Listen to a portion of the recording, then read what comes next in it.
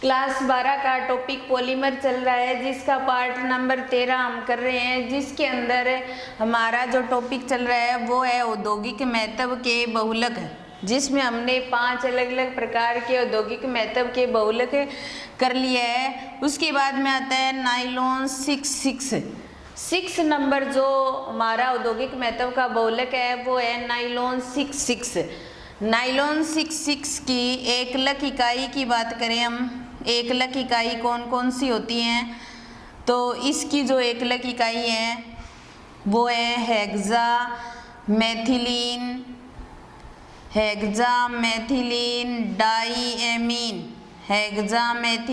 डाईएमीन। तो इस नाइलॉन 6 को मैं पहले भी करवा चुकी हूँ, एक बार फिर औद्योगिक महत्व का बहुलक होने के कारण एक बार फिर दोबारा इसको करते हैं। और जो इसकी जो एकलक इकाई लिखी हमने हेक्सामेथिलीन डाईएमीन, और दूसरी आती है एडिपिक एसिड, ये भी एक कार्बोक्सिलिक एसिड का ग्रुप माना जाता है। तो हेक्सामेथिलीन डाईएमीन को हम इस प्रकार लिखते हैं, इस प्रकार शो कर सकते हैं NH2CH2 की 6NH2, और एडिपिक जो एसिड होता है उसमें CH2 की 4COOH और COOH, इस तरीके से लिख सकते हैं। ये दोनों हमारी एकलक इकाई हैं। ये तो हो गई हेक्सामेथिलीन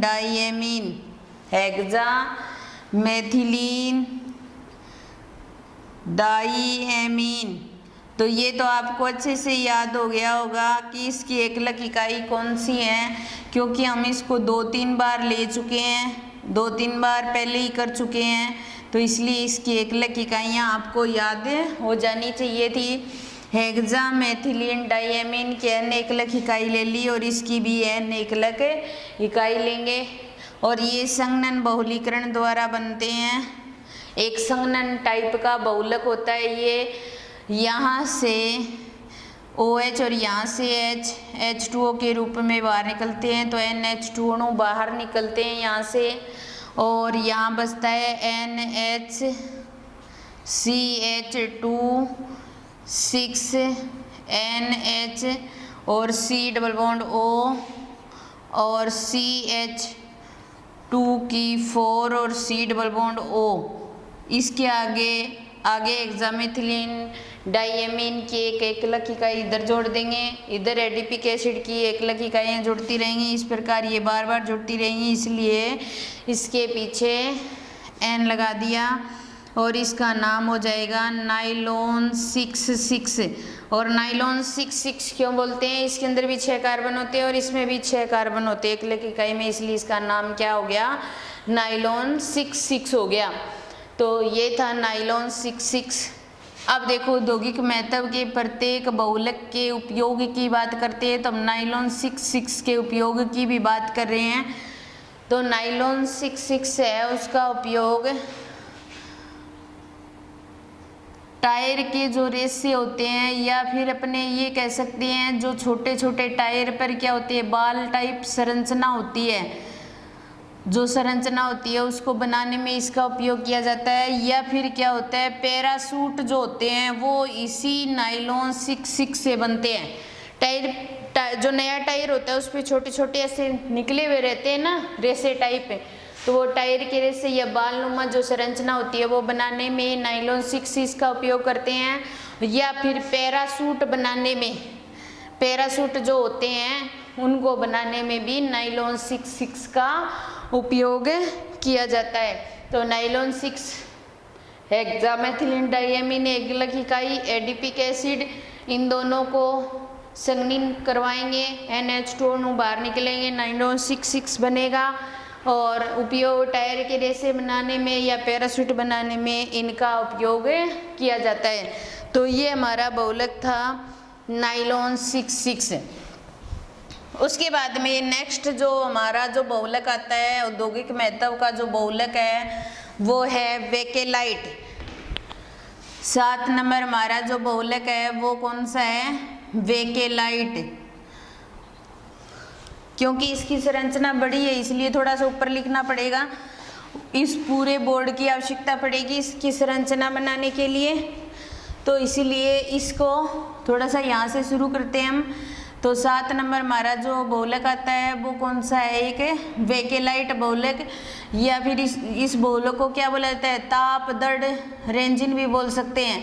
तो ताप दड़ बहुलक जब हमने पढ़ा था तो एग्जाम्पल के रूप में हमने लिखा था बेकेलाइट, लेकिन वहाँ पर हमने इसकी बनाने की विधि नहीं की थी और ना ही इसकी संरचना के बारे में कुछ भी पढ़ा था। ये था कि ये ताप दड़ होता है और जिसके अंदर जालक्रम युक्त त्रियक बंध, जालक्रम युक्त त्रियक बंध पाए जाते हैं, तो इसीलिए इसको ताप दड़ बहुलक कहा जाता है। इसकी जो एकलक इकाई जो होती हैं उनकी बात कर रहे हैं हम, ये कौन सी एकलक इकाइयों से इतना ताप दड़ बहुलक बनता है।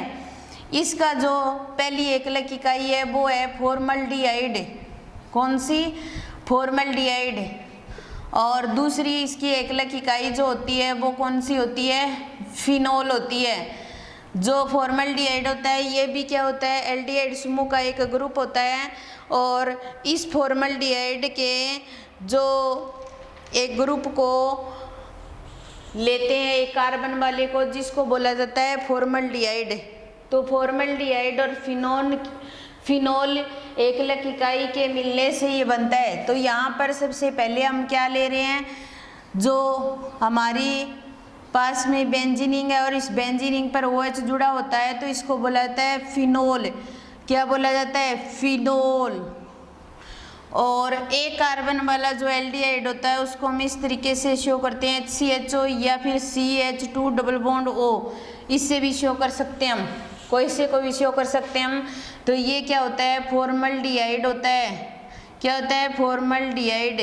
जब इन दोनों को आपस में रिएक्शन करवाते हैं तो ये जो अभिक्रिया होती है वो अम्लीय क्षार की प्रेजेंस में बहुलीकरण कर सकते हैं, हम बहुलीकरण करवाते हैं। तो यहाँ पर हमें ऑर्थो हाइड्रोक्सी बेंजील एल्कोहल प्राप्त होते हैं और पैरा हाइड्रोक्सी बेंजील एल्कोहल वो कौन से होते हैं मैं अभी बताऊंगी आपको। एक बार देखो आप स्ट्रक्चर कैसे बनाते हैं, यहाँ OH जुड़ा हुआ है और ये इस कार्बन के साथ जुड़ जाता है तो इसको कंबाइंड रूप में क्या लिख सकते हैं हम, CH2, और इसके साथ O लगा हुआ है, O लगा दिया, और इस कार्बन के साथ जो H है वो जुड़ जाएगा तो CH2OH हो जाएगा।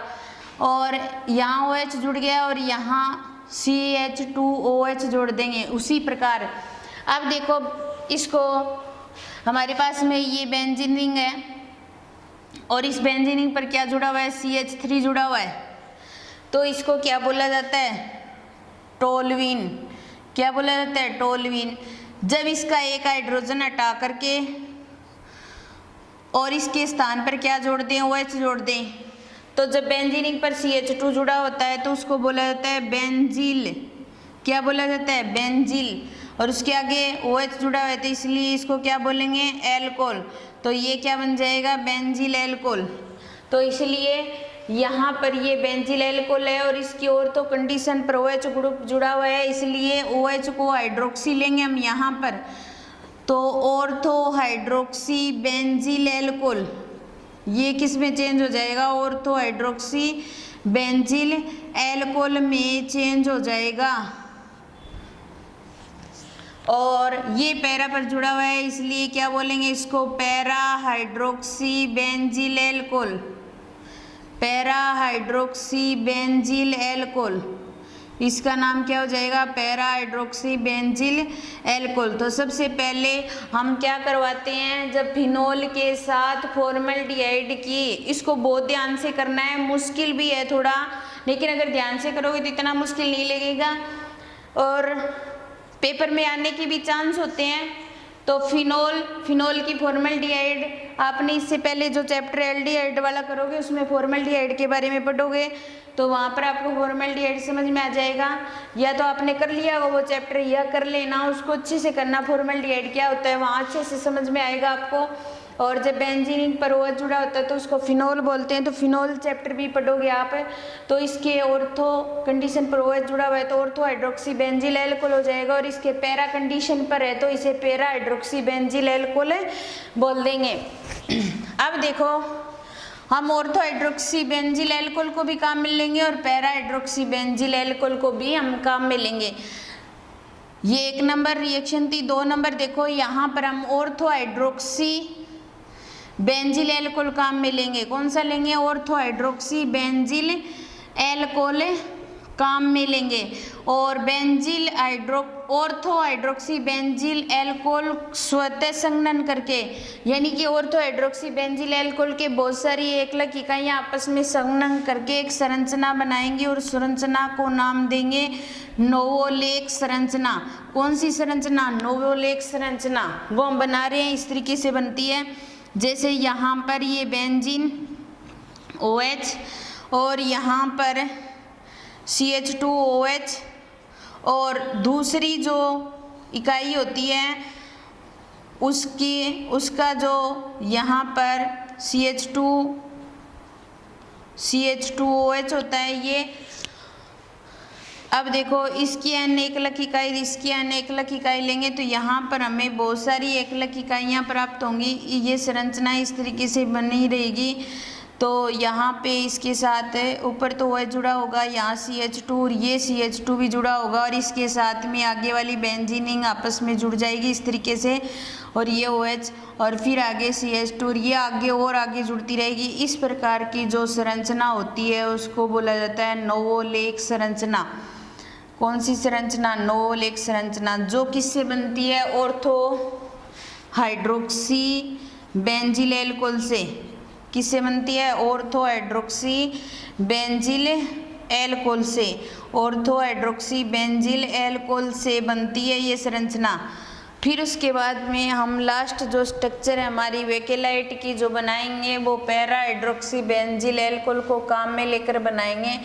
जैसे देखिए, यहाँ पर हम पैरा हाइड्रोक्सी बेंजिल एल्कोहल लेंगे काम में, और ऑर्थो हाइड्रोक्सी बेंजिल एल्कोहल भी काम में लेंगे। तो यहाँ पर ऑर्थो हाइड्रोक्सी बेंजिल, सिर्फ ऑर्थो हाइड्रोक्सी बेंजिल एल्कोहल काम में लिया था तो नोवोलेक संरचना बनी थी। ये OH और ये CH2OH, ये तो क्या हो जाएगी? Ortho hydroxy.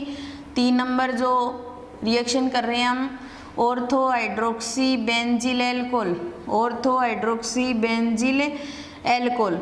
ये जो बेंजिल एल्कोहल है ये तो वैसे बनाने के कोई मेथड वगैरह नहीं है आपके यहाँ पर, सिर्फ नाम ही दिया हुआ है। लेकिन जो आपका फर्स्ट चैप्टर है बेंजिल क्लोराइड या बेंजिल एलाइड है आपके फर्स्ट चैप्टर में, जो एलोजन डेरिवेटिव वाला चैप्टर है, उसके अंदर आप इस चीज़ को करोगे। यहाँ पे देखो OH जुड़ा है, इसके पैरा पर CH2OH जोड़ देंगे तो ये हो जाएगा para hydroxy benzyl alcohol, para hydroxy benzyl alcohol.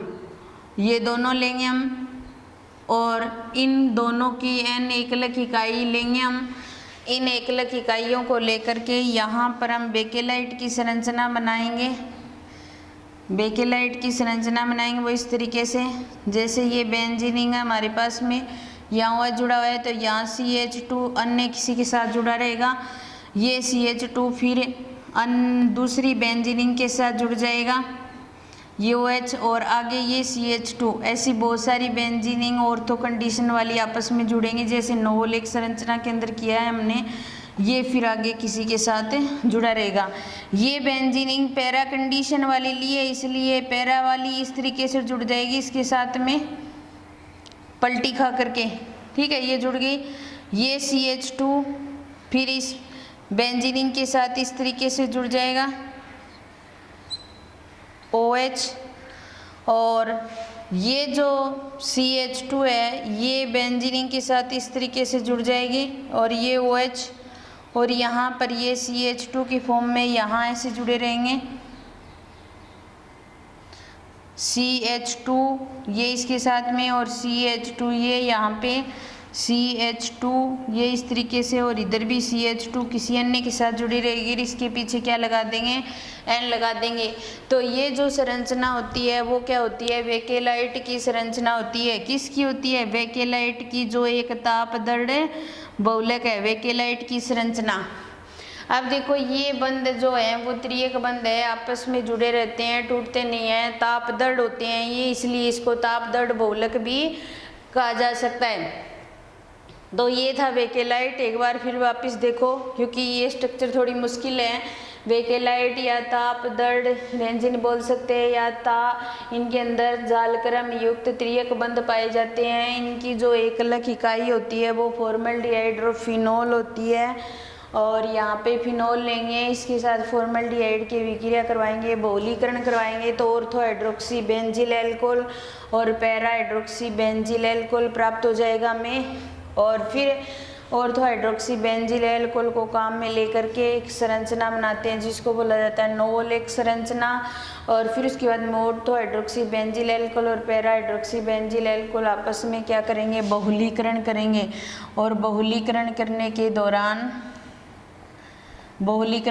के दौरान ये संरचना बनाएंगे जिसके अंदर त्रियक बंध उपस्थित रहेंगे इस तरीके से। और ये त्रियक बंध होने के कारण ये एक ताप दृढ़ बहुलक होता है, और यहाँ से NH2O के जो मॉलिक्यूल होते हैं वो बाहर निकलते हैं, छोटे अणु बाहर निकलते हैं। और ये संरचना थी बेकेलाइट की। तो यहाँ पर हमने बेकेलाइट की संरचना की बात की थी। अब देखो इसी बेकेलाइट के उपयोग की बात करते हैं हम कि बेकेलाइट का उपयोग कहाँ किया जाता है। क्योंकि ये ताप दृढ़ है इसलिए जो कठोर चीज़ें होती हैं उनको बनाने में इसके उपयोग कर सकते हैं। इनके उपयोग देखिए, उपयोग की बात करें हम तो सबसे पहले इसका उपयोग किस में किया जाता है, स्विच बनाने में। लाइट के जो स्विच होते हैं वो पिघलते नहीं हैं गर्म होने पर, इसलिए उनको बनाने में किया जाता है। या फिर रसोई घर के जो बर्तन होते हैं, रसोई घर के अंदर जो बर्तन हैं उनके जैसे टोपिया वगैरह होते हैं ना, उनके हैंडल इसी के बने होते हैं। या फिर रेडियो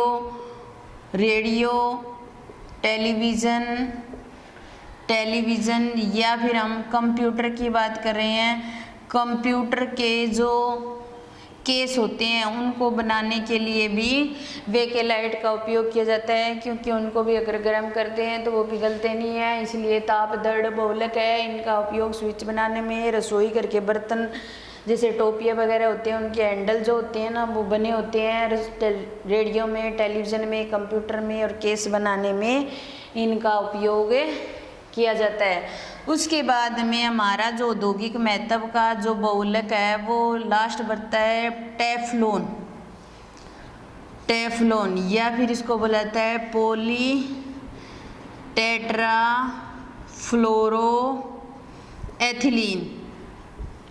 टेट्राफ्लोरोएथिलीन इससे बनता है ये। तो इसकी एकलक इकाई कौन सी हो जाएगी, टेट्रा एकलक इकाई हो जाएगी टेट्राफ्लोरोएथिलीन, जिसको किससे शो किया जाता है, CF2 डबल बॉन्ड CF2 से शो किया जाता है। तो ये टेट्राफ्लोरोएथिलीन होती है। तो N एकलक इकाई काम में ले हम CF2 डबल बॉन्ड CF2, ठीक है, इसको बोलेंगे टेट्राफ्लोरोएथिलीन। इसका बहुलीकरण करवाया हमने।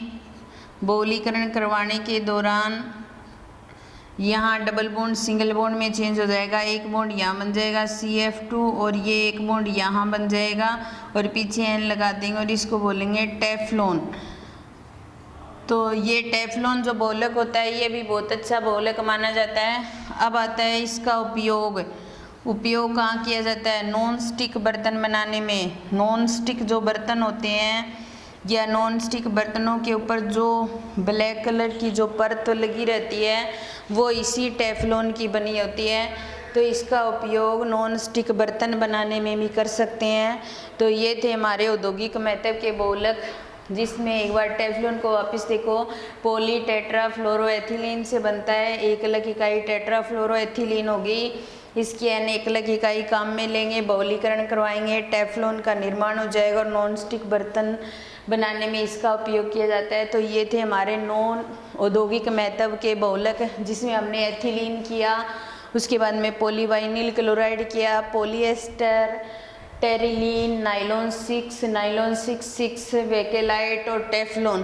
तो औद्योगिक महत्व के बहुत ही बढ़िया ये जो बहुलक हैं, इनके बनाने के मेथड और इनके उपयोग विशेष तौर से ध्यान रखने हैं।